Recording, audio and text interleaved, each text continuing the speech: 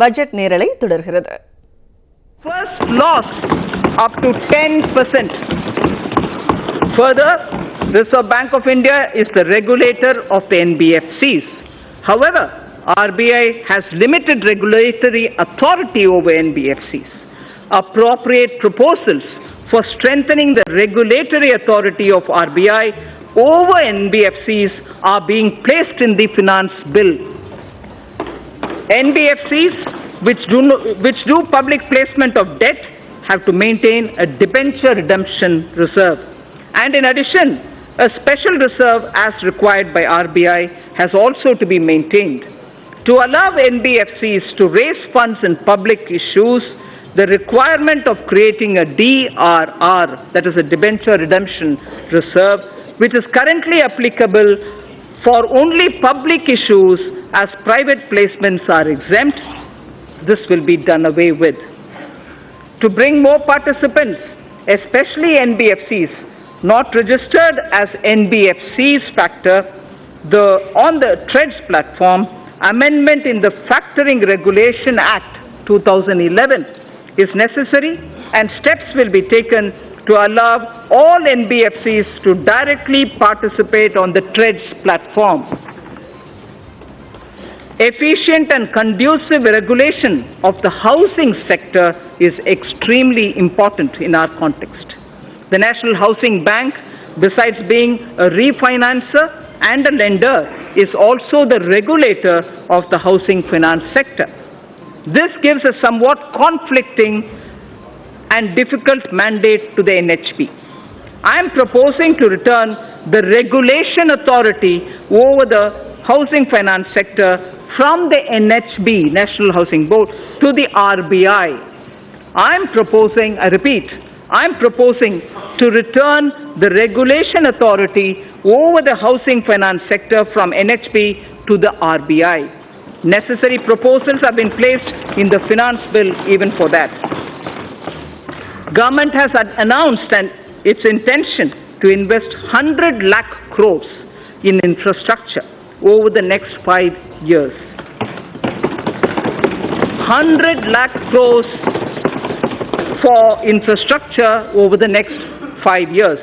To this end, it is proposed to set up an expert committee to study the current situation relating to long-term finance and our past experience with development finance institutions, and this committee shall recommend the structure and required flow of funds through development finance institutions.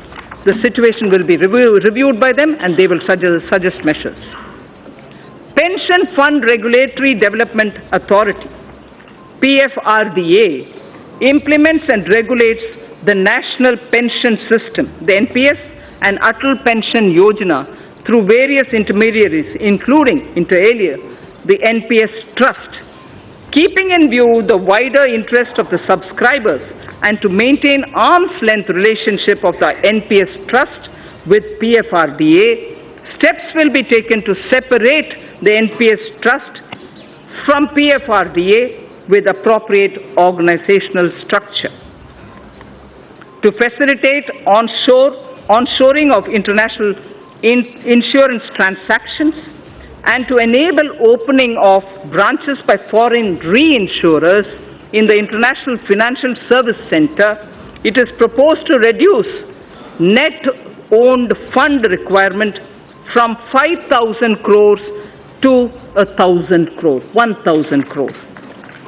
I'll repeat that sentence, sir. To facilitate onshoring of international insurance transactions and to enable opening of branches by foreign reinsurers in the International Financial Services Center, it is proposed to reduce net owned fund requirement from 5,000 crores to 1,000 crores.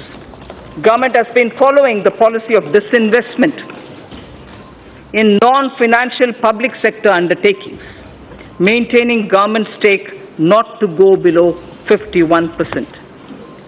Government is considering, in case where the undertaking is still to be retained in government control, to go below 51% to an appropriate level on case-to-case basis. Government has also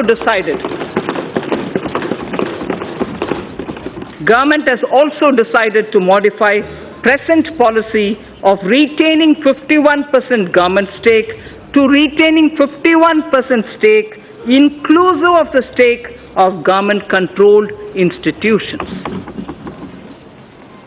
Sir Speaker, in order to improve the capital flows into the Indian economy, it is important to align domestic corporate systems and practices with global ones.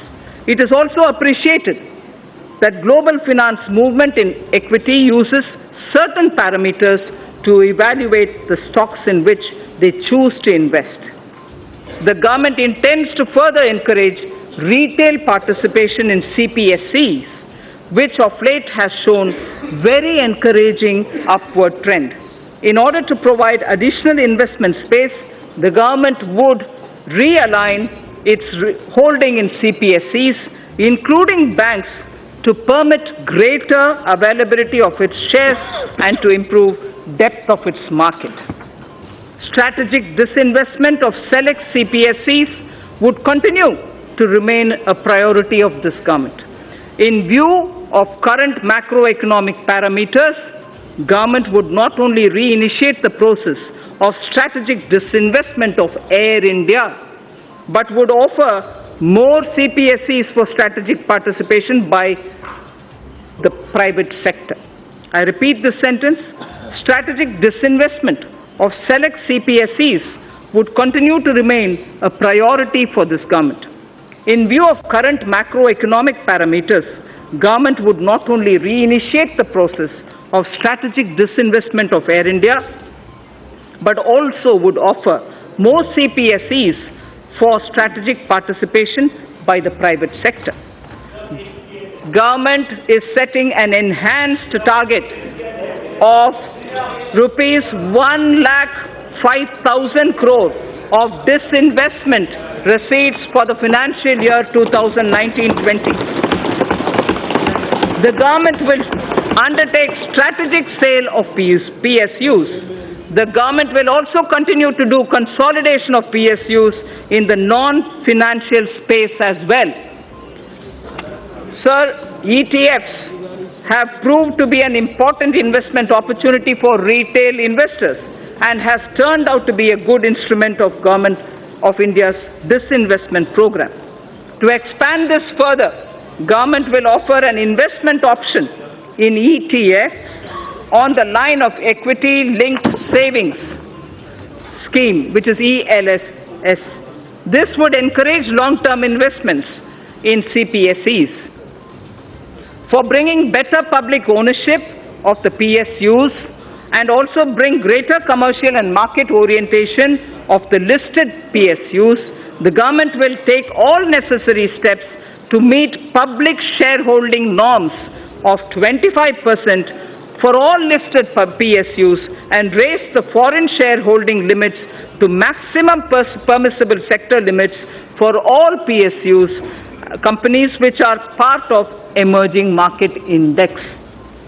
Sir, the Indian sovereign debt, external debt, India's sovereign external debt to GDP is among the lowest globally at less than 5%. Honorable Speaker, sir, this is a very important indicator for India. I am repeating the line.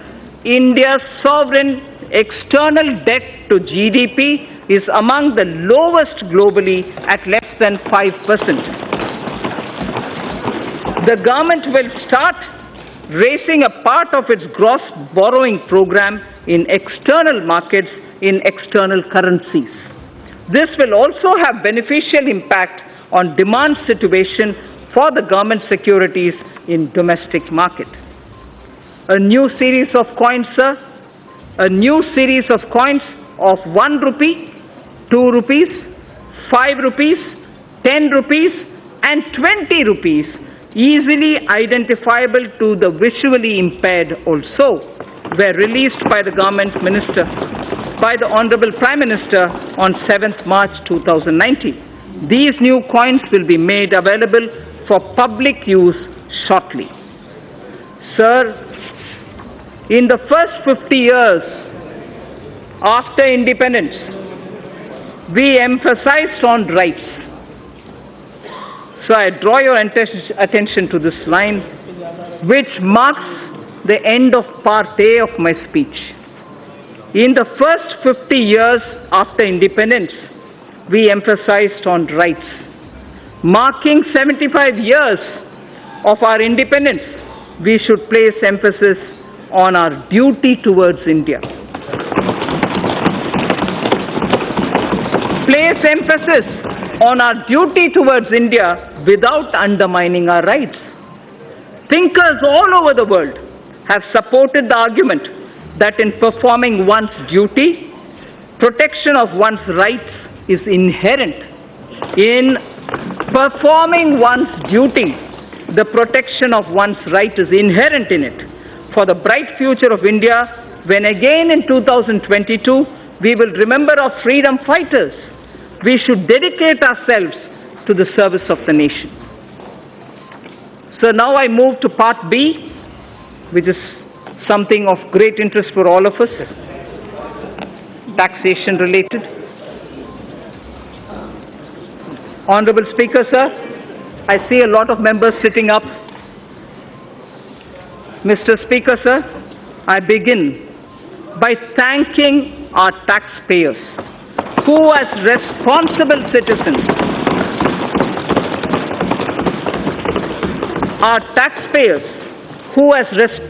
citizens, perform their duty by paying their taxes.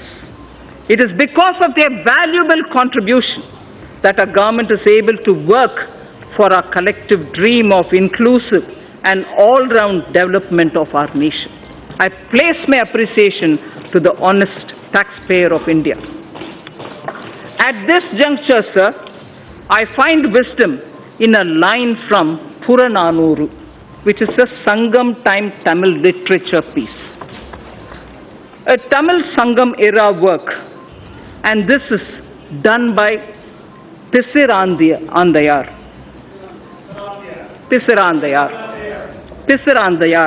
yes. The verse, Yanai Pugunda Nilam, a land into which elephant gets in. Yanai Pugunda Nilam. This was sung as an advice to the king, a Pandyan king, Pandyan Aruvudai Nambi. The king is Pandyan Aruvudai Nambi, and Pisirandayar gives this advice to him. It's a long verse. I'm only picking up the first line, some line from the middle and the end. Kai nel aruthu kavalang koline. Kai nel aruthu kavalang koline. Arivudai vendan neriyarindhu koline. Arivudai vendan neriyarindhu koline. Parivu taba edukkum pindam natchin. Parivu taba edukkum pindam natchin. Yanai pukka pulam pol. Yanai pukka pulam pola. Thanum unnan ulagamum kedume.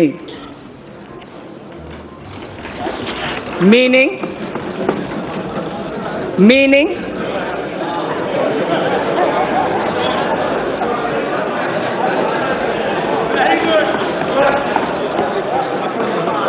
a few mounds of rice, just a few mounds of rice from paddy that is harvested from a small piece of land would be sufficient for the elephant. For an elephant, just a few mounds of rice cooked from paddy which is taken from a small piece of land will be sufficient. But what if the elephant itself enters into the field and starts eating?